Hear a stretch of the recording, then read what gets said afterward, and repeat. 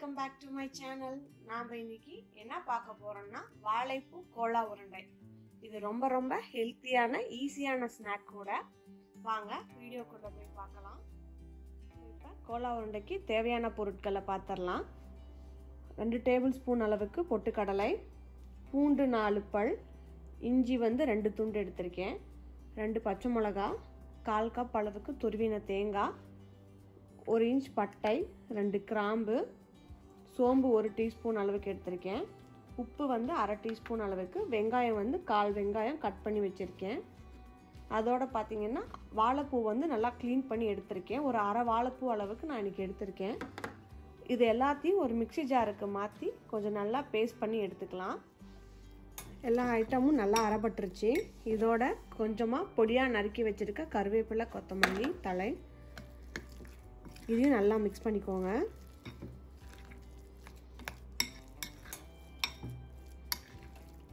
இது நல்லா மிக்ஸ் பண்ண உடனே இதை ஒரு சின்ன உருண்டையாக நம்ம பிடிச்சிடலாம்.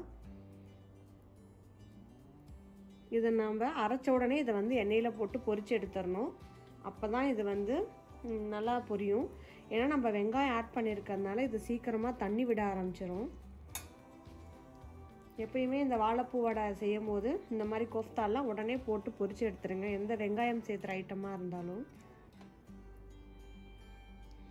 இந்த மாதிரி சின்ன உருண்டையாக உருட்டி எடுத்துக்கலாம். எண்ணெய் நல்லா காஞ்சிருச்சு.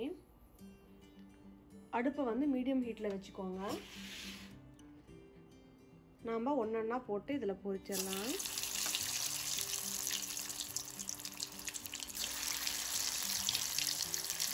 நல்லாவே காஞ்சிருக்கு. நான் கரண்டியில் எடுத்து போகிறேன்.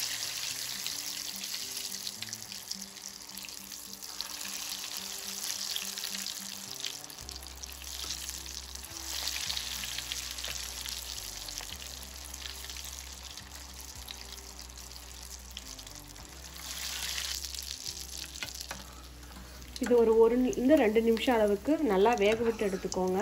அடுப்பை மீடியம் ஹீட்லேயே வச்சு இதை குக் பண்ணுங்கள், இல்லைனா சீக்கிரம் தீஞ்சிரும்.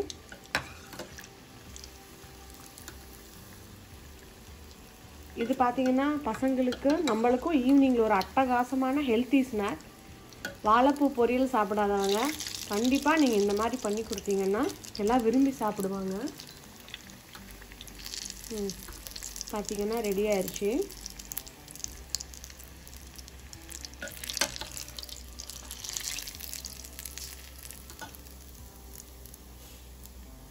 கோலா உருண்டை நல்லா சாஃப்டாக வந்திருக்கு. இங்கே பாருங்கள், உள்ளேயும் நல்லா வெந்திருக்கு,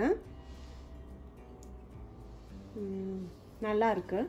உங்களுக்கும் இந்த ரெசிபி பிடிச்சிருந்தா நீங்களும் இதை வீட்டில் ட்ரை பண்ணி பார்த்துட்டு எனக்கு மறக்காமல் கமெண்ட் பண்ணுங்கள். என் சேனலை சப்ஸ்கிரைப் பண்ணாதவங்க சப்ஸ்கிரைப் பண்ணுங்கள். பான் அப்பிடைட்.